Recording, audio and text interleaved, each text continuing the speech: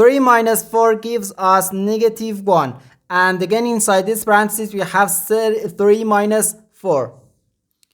Okay, so negative 1 times negative 1 equals positive 1.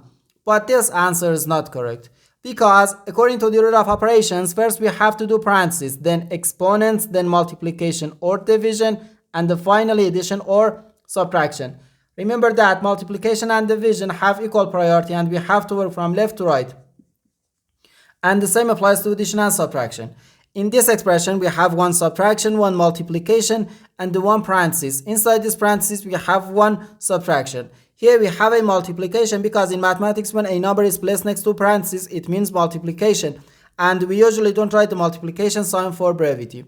Okay, so according to the PEMDAS, first we have to do this parenthesis, then this multiplication, and finally this subtraction. If we do this subtraction before this multiplication or this parenthesis, it is wrong.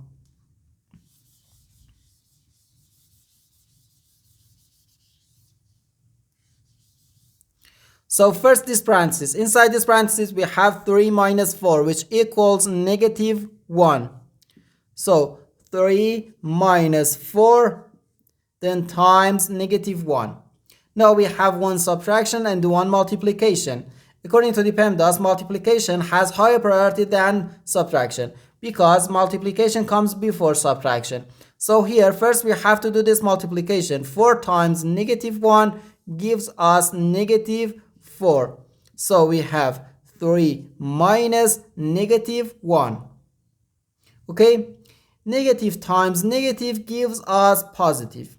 So we have 3 plus 4, which equals 7. And this is our final answer to this problem. The correct answer is 7.